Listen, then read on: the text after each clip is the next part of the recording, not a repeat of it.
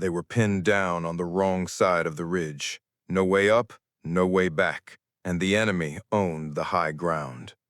The call for air cover was almost a formality, the kind of request commanders made when they already knew the answer would be negative. The pass was too narrow, the wind shear too unpredictable, and the target too close to friendly positions. No jet could get in there and back out alive. But someone answered. And when the first sound rolled over the mountains, it wasn't the distant thunder of artillery. It was the unmistakable growl of an A-10 coming in low. Welcome back to the Storyscape. Before we dive in, I have to ask, where are you watching from today? Let me know in the comments, because your stories, your perspectives, they shape the way we tell ours. And if this is your first time here, this is the place where we bring you cinematic, high-stakes stories of courage, impossible odds, and the people who step forward when no one else can. Now, settle in, because this one takes us deep into the kind of mission that only a handful of pilots in the world would dare to fly. The mountains looked different at dawn. Sharp silhouettes carved out of shadow, their peaks cutting into the first pale light like the teeth of some ancient, patient predator. The high-altitude air was thin and dry, every breath tasting faintly of dust and stone. Somewhere below those jagged ridges lay Breaker's Crown, a narrow, twisting pass that had been cursed by pilots for decades. Even in perfect weather, the winds there could flip a helicopter like a coin. Today, the weather was anything but perfect. The operations tent at Forward Base Keating was already humming when she walked in. Radios crackled with clipped transmissions, a wall of monitors glowed with satellite feeds, and the map table at the center was crowded with officers bent over coordinates. There was tension in the air, not the everyday operational kind, but the electric, skin-prickling kind that told you something had gone wrong and was about to get worse. She wasn't supposed to be here, not really. Officially, she was on standby, her A-10 parked, fueled and silent on the tarmac. No sortie scheduled, no orders pending. But when the radio operator glanced up at her with wide eyes and mouthed the words, "Breaker's Crown," she felt something tighten in her chest. Colonel Ruiz stood at the table, headset pressed to one ear, his other hand tracing a line on the map. "Ground Team Bravo 2 is pinned down here," he said, jabbing a finger at the eastern slope of the pass. "Multiple enemy firing positions dug in along the ridge. No air corridor open. Repeat, no corridor open. If they can't move in the next 5 minutes, they're done." An Air Force captain standing nearby shook his head. "Nothing we've got can make that run in this wind. You try to bring a bird in there, you're rolling the dice on a crash." She stepped forward, the words leaving her mouth before she'd even decided to speak. "My hog can make it." Every head turned. There was a pause. A collective breath hailed in disbelief. The captain frowned. "Major, with respect, the wind shear is—" "I know what it is. I've flown worse. Give me the coordinates." Ruiz gave her a long, unreadable look.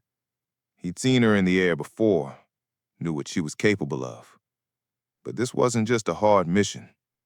This was the kind of run that ended careers or lives. "You understand," he said slowly. "There's no authorization for this. You go in there, you're on your own." She met his gaze without flinching. "Then I guess I'm on my own." The next few minutes unfolded like muscle memory. She strolled across the tarmac, helmet under one arm, flight suit half-zipped. Her crew chief, Master Sergeant Keller, fell in beside her without asking questions. "You really going for the pass?" "Yes." "Then I'll load her heavy," Keller said, already peeling off toward the ammo cart.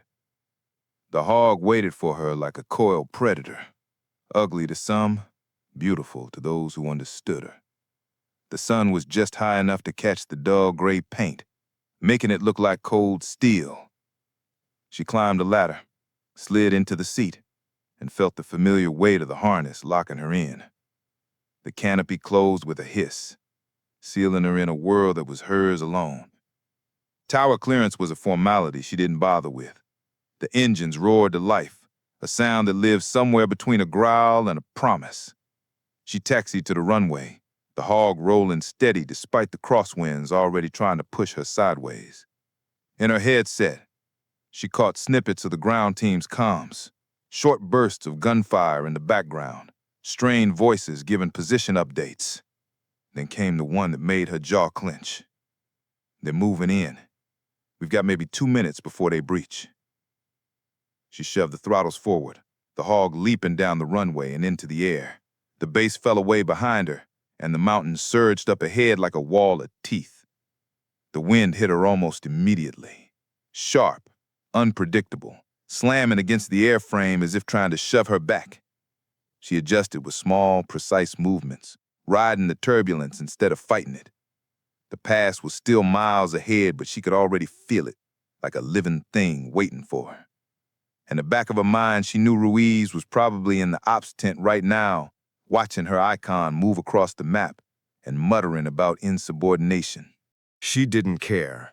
The only thing that mattered was the ridge, the men on the slope, and the sound of her cannon breaking the valley open before it was too late. As she approached the mouth of Breaker's Crown, the ridgeline seemed to close in on her, narrowing the sky to a ribbon. The wind screamed through the gap, shoving her sideways hard enough to make the harness bite into her shoulders. She adjusted again, eyes locked on the narrow strip of earth ahead, where the fight was still burning. Her finger hovered near the trigger. One pass. That was all she'd get. And if she did it right, that's all she'd need. The first glimpse of Breaker's Crown from the cockpit was like looking into the mouth of a stone giant. The jagged peaks on either side leaned inward, their black rock faces streaked with snow and shadow. The sun barely touched the canyon floor, leaving much of it shrouded in a bluish half-light that made depth judgment tricky, a killer for any pilot who didn't know the terrain. She'd heard the stories before, everyone had. The pass had taken down Apache gunships, flipped cargo planes onto their backs, and scared even the most stubborn medevac pilots into turning around. The wind shear inside it was notorious, a random chaos of vertical and horizontal gusts that could rip you off course in a heartbeat. Flying low through Breaker's Crown was like threading a needle while someone tried to slap it out of your hand. But she didn't slow down. She brought the throttles forward just enough to feel the hog respond beneath her, the subtle shiver in the stick, the way the sound of the engines shifted from a growl to something sharper. Her eyes swept the canyon walls as she entered, scanning for the telltale glint of glass or metal, anything that might give away a sniper nest or a hidden launcher. The wind clawed at her, jerking the nose a few degrees to port, but her hand stayed calm on the stick, making the smallest possible corrections. She flew like she was part of the machine, not fighting it, but letting it ride the invisible currents the way a hawk rides thermals. In her ear, the commando situation updates came in short, clipped bursts. Bravo 2, still pinned. Multiple firing positions, north slope. We've got no angle to return fire. The sound of an RPG launch cut through the transmission, followed by a yell and static. She didn't need a map to know where they were. She could feel it. The line of fire coming down from the ridge, the kill zone they were trapped in. She banked left, the canyon wall rushing up to fill her canopy, until it felt like she could reach out and touch it. That's when she saw the muzzle flash. Small, but in this light, it was unmistakable. Just above the tree line, tucked behind a rock shelf, the enemy position was perfectly placed to rake the slope where Bravo 2 was stuck. Her thumb slid over the weapon system selector. She could almost hear her old instructor's voice in her head. You don't fire the GAU-8 unless you're ready to change the landscape. The hog's nose dipped slightly as she lined up the shot. The ridge ahead was rising fast in her sight line, too fast for most pilots to be comfortable, but she stayed locked in. She keyed her mic. Bravo 2, keep your heads down. 10 seconds. Below, the commandos ducked behind whatever cover they could find. One of them glanced up, just in time to see the A-10 break from the shadows into the pale light above the pass. For a heartbeat, the sight seemed unreal.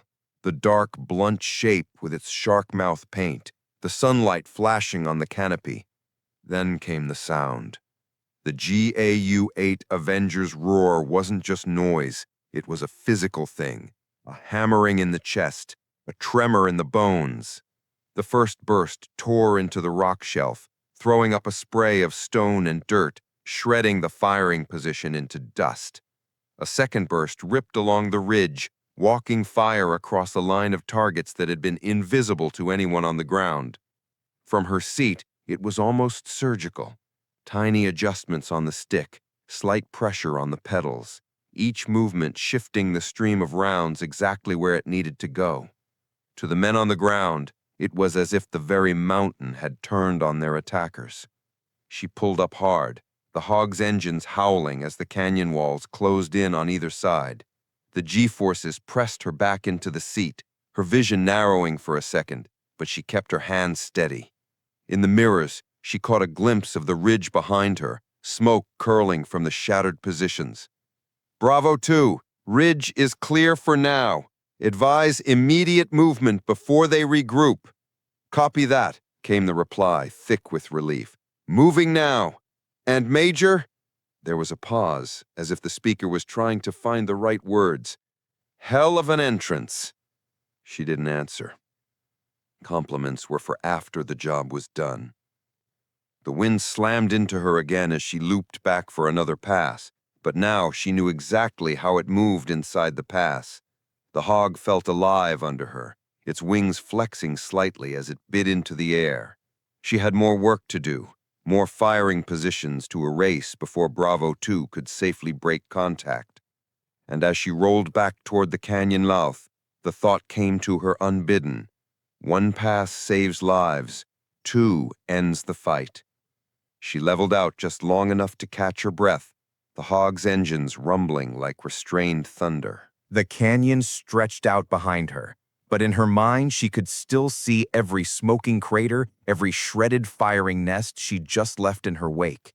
It wasn't enough. Bravo 2 was moving now, she knew, but they were moving uphill and exposed. The ridge on the opposite side of the pass, the side she hadn't touched yet, was the real problem. From this altitude, she could see the shapes on the far slope start to shift. Tiny black specks in motion, fighters scrambling from cover, hauling RPG tubes and machine guns into new firing positions.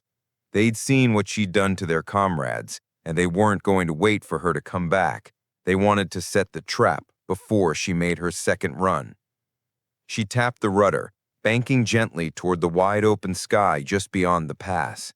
Out here, the wind was still brutal, but she could maneuver freely without stone walls rushing up on both sides.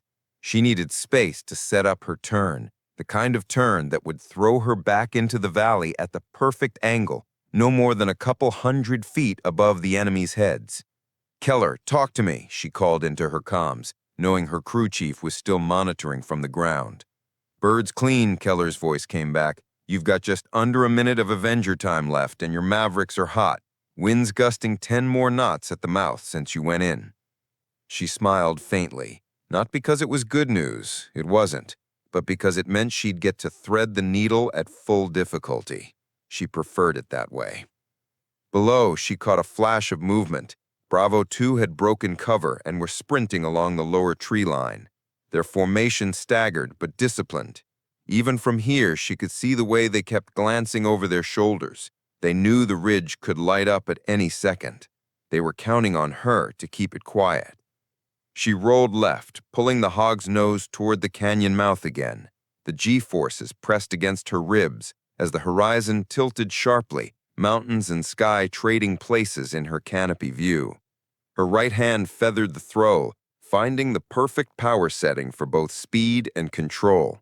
She wasn't just flying toward the pass, she was setting herself up for a firing run so precise that it could cut the ridge in half without touching the tree line where Bravo 2 moved. As the walls of Breaker's Crown began to rise around her again, the wind found her. Not a steady push, but a series of violent, unpredictable shoves. Her left wing dropped hard. She countered with a quick stick correction, riding the turbulence instead of fighting it head-on. The key was rhythm. Every gust had a pattern, however chaotic it seemed. Her HUD lit up with target markers as she crested the mouth of the pass. 4, 5, 6 firing positions, all at varying elevations along the far slope. The highest one had a direct line to Bravo 2's path. That would be her first priority. "Bravo 2, heads down again," she said over the radio, voice steady. "This one's going to get loud." She dropped altitude sharply, the hog diving into the narrow ribbon of sky like a predator dropping on its prey. The world outside her canopy blurred, rock, snow, shadow, but her eyes never left the lead target marker. Her thumb pressed down on the trigger, and the Avenger roared again, a stream of depleted uranium rounds ripping the high nest apart in a spray of rock dust and flame. The next target fell half a second later, then another. She was walking the stream of fire along the ridge so fast the enemy fighters barely had time to scatter. 2 dove behind a boulder, but her rounds shattered the rock itself, sending fragments slicing through the air. Her altitude warning blared, the canyon floor rushing up far too fast. She yanked back on the stick, pulling the hog into a brutal climb, the engines howling as she skimmed the ridge by less than 100 feet. The G-forces made her vision tunnel, black creeping in from the edges, but she kept the climb steady until she cleared the far wall. "Ridge clear," she said into her mic, forcing her breath to stay even. "You're good to move." "Copy that." The relief in Bravo 2's voice was sharper this time. They were already surging up the slope, no longer moving from cover to cover, but making a straight push for the extraction zone. She banked wide, circling above the pass. Smoke curled from the shattered positions, and bits of debris tumbled down the slopes into the tree line. The hog's wings felt solid beneath her again, every vibration in the stick telling her the bird was as ready for another run as she was. But she didn't dive right away. She watched. Waiting wasn't her usual style, but she knew from experience that a valley like this had a way of hiding its teeth until you thought you were safe. And sure enough, 30 seconds later, she spotted it. A new movement on the far slope, higher up than before. They were trying to bring a truck-mounted launcher into position, gambling on hitting the commandos as they broke into open ground near the crest. She exhaled once, rolling the hog onto her side for the third pass. If the first 2 runs had been about survival, this one was going to be about ending the fight entirely. For the commandos who had been there, Breaker's Crown would never be just another ridge on a map. Even weeks later, when the ringing in their ears faded and the bruises from diving behind rock turned yellow, the images remained vivid. Jagged stone, muzzle flashes like angry fireflies, and the crushing certainty that the next minute would be their last. The debrief happened inside a hastily erected operations tent at the forward base. The walls smelled of dust and canvas, the air stale from recycled breath. A topographical map of the region hung crooked at the front, red grease pencil circles marking the narrow pass where the fight nearly ended in disaster. The unit's commander, a man who'd been through enough firefights to know the smell of death, stood with his hands braced against a folding table, head slightly bowed as he recounted the sequence of events. We were 30 seconds from losing the ridge. No way up, no way back. Every approach covered. And then he stopped there. The rest didn't need words. Every soldier in the tent had lived that moment. A younger commando on the left broke the silence. I thought it was thunder at first. Then I realized it was too steady, too deliberate. That was the first time I felt the hog before I saw it. Another soldier chimed in. It wasn't just the sound. It was the way it cut through everything else. You hear that cannon, and you just know whoever's in trouble isn't alone anymore. On the flight line, a handful of pilots gathered near the A-10, running their fingers along the fuselage as though it were a relic of some ancient battle. Dust from the canyon still clung to its skin. One pilot knelt to inspect the undercarriage and shook his head slowly. She flew that low? The maintenance crew just smirked. They didn't need to explain. The pilot herself wasn't there to see any of it. She was in a side hangar, stripped of her gear, leaning over a maintenance log with the crew chief. Her voice was calm, her instructions precise. She treated the mission as complete, a line item ticked off, nothing more. But out in the villages near Breaker's Crown, farmers told a different story. They spoke of a shadow that rolled down the valley, followed by a roar that rattled the tiles on their roofs. Children ran through the dusty streets imitating the sound, arms outstretched like wings diving between invisible cliffs. None of them knew her name. None of them had to. 2 days later, the intelligence team compiled the battle damage assessment. 12 fortified enemy positions neutralized. No survivors on the ridge. No damage to friendly forces. The strike footprint was so precise that one analyst murmured, "It's like she drew it with a ruler." The report ended with a single, almost indifferent line. Mission accomplished in a single pass. But for those who'd been on the ground, it wasn't just a mission. It was the moment the impossible was erased, the kind of thing you don't read about in manuals or training books. For them, it was proof that sometimes the difference between life and death came down to one pilot, one jet, and one decision to push beyond every limit anyone thought existed. The official Afteraction review was never meant to feel like a trial, but as the officers gathered in the operations building's secure conference room, there was a tension in the air that suggested otherwise. The long oval table was littered with mission reports, satellite images, and still frames pulled from helmet cam footage. Coffee sat untouched in paper cups, cooling in the stale, recycled air. At the head of the table, Brigadier General Harris adjusted his glasses and looked over the gathered officers.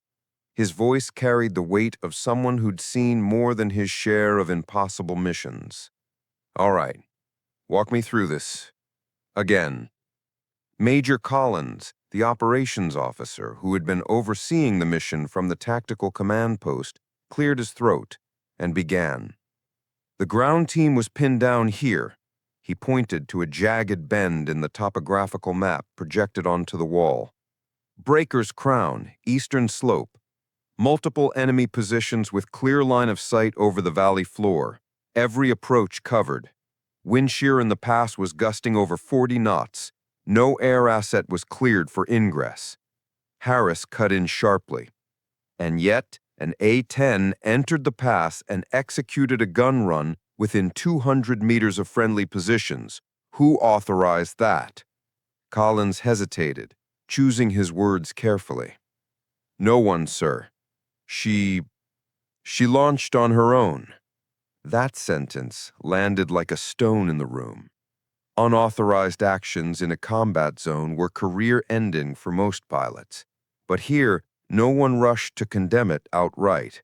Instead, several of the senior officers exchanged knowing glances. "She had the call sign Valkyrie, correct?" asked Colonel Ruiz from the far end of the table. His tone wasn't accusatory, more curious than anything. "Yes, sir. Call sign Valkyrie," Collins confirmed.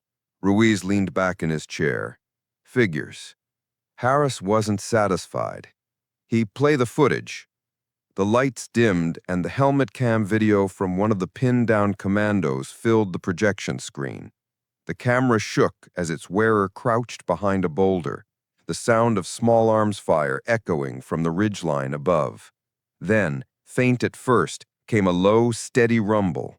The audio spiked as it grew louder, the microphone struggling to handle the frequency. The moment the hog appeared overhead was almost surreal, a gray blur against the canyon wall, flying so low it seemed to scrape the rock. The GAU-8's growl tore through the valley, each burst walking across enemy positions with almost mechanical precision. Plumes of dust and rock erupted from the ridge, one after another, as if a giant invisible hand were sweeping the mountaintop clean. The jet was gone in seconds, its tail vanishing behind the opposite ridge before the echoes even faded. And just like that, silence. The commando's voice, hoarse with disbelief, crackled onto the radio in the footage. One pass! She cleared it in one pass! When the lights came back on, no one spoke for a few moments. Harris finally broke the silence. That was a no-fly zone for a reason. You all realize the risk she took in that wind shear. She realized it, sir. She just didn't care. Not when our people were about to be overrun. Another officer spoke up, a lieutenant colonel from Air Operations. Sir, if I may, we've all read her file. She's done this before. Different canyon, different year, same story. She doesn't wait for permission when lives are measured in seconds. Harris studied the faces around the table, then exhaled slowly. Fine, write it up. Commendation for valor. But make damn sure she knows next time she pulls something like this, I'll be the one signing her reassignment papers. But the threat rang hollow, and they all knew it. The truth was, there weren't many pilots who could or would attempt what she had just done. Back on the flight line, she wasn't aware of any of these conversations. She was methodically working with her crew chief, inspecting the A-10 for stress fractures and damage. The hog had taken a beating from the turbulence in the pass, and she wanted to be sure it would be ready for the next mission. Her gloved hand traced over the dust-caked fuselage, stopping at a faint scratch along the right wing, a mark from where she had flown so close to the canyon wall that even the paint had caught grit from the stone. The crew chief finally broke the silence. You know they're talking about you in there. She didn't look up. Let them talk. They're calling it impossible. Some are saying you just rewrote the training manual. I didn't rewrite anything. The manual doesn't matter when you're already too late. The crew chief knew better than to push further. She wasn't the type to dwell on what she had done, not out of humility, because her focus was already forward.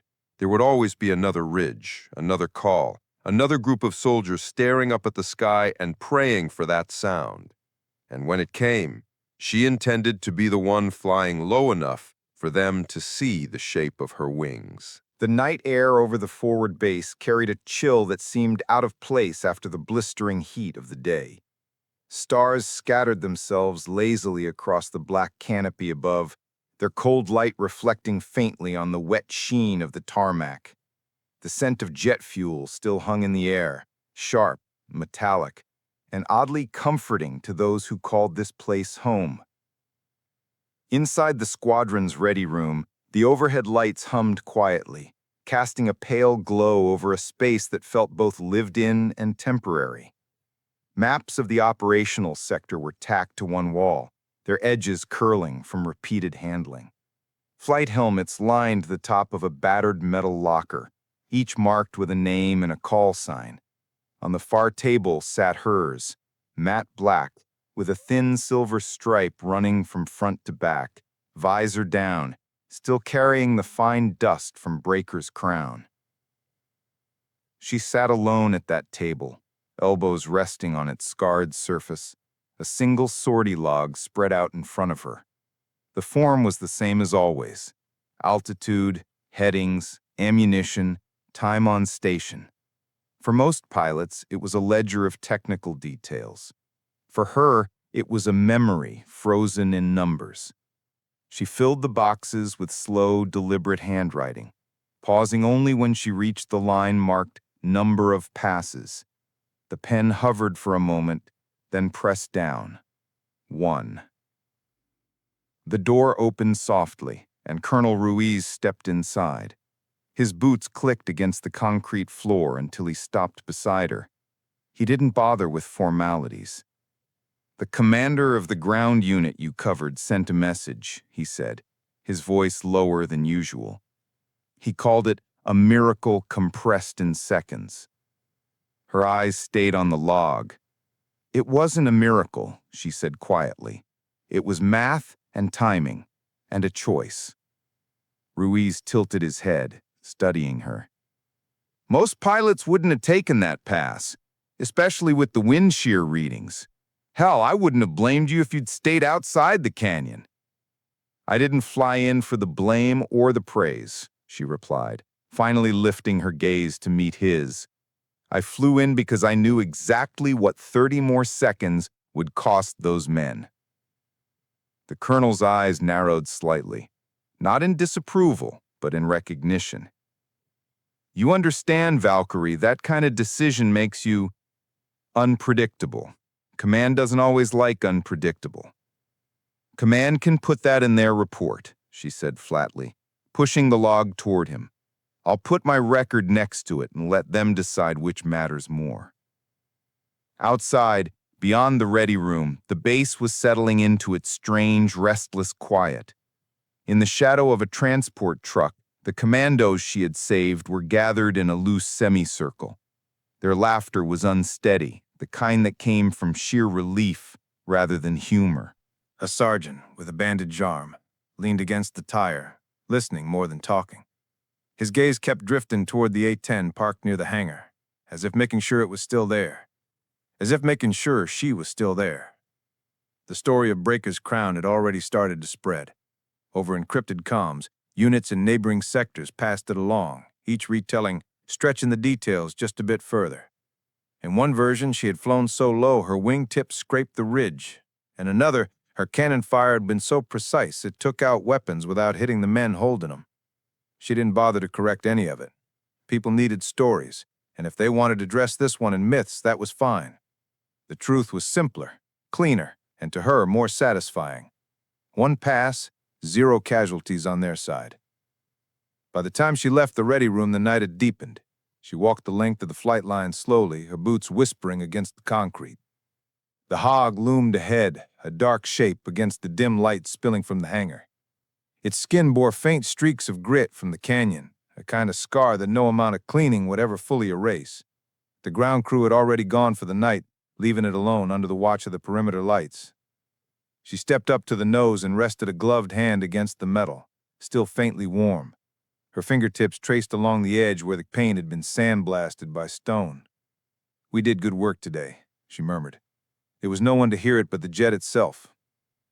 Somewhere in the distance an engine started, not hers, not yet, and the sound echoed faintly off the hangars. Tomorrow, or the next day, another mission would come. Another call would break through the static. Maybe it would be another ridge, maybe another valley, maybe a town she'd never heard of. The specifics didn't matter. The pattern always did. Pinned down friendlies, impossible approach, someone saying it couldn't be done. And when that moment came, she knew she'd go. Because for the men on the ground, the memory of that growl, deep, steady, inevitable, would mean something more than just firepower. It was the sound of the sky choosing a side. It was the sound of the impossible being erased in seconds. For her, it was even simpler. She didn't fly for the commendations or the reputation, and she certainly didn't fly to prove anyone wrong. She flew because someone had to be the one to answer when the call came in and no one else moved. And on nights like this, with the stars hanging cold and silent over the tarmac, she allowed herself one thought. The sky remembers, and so do I.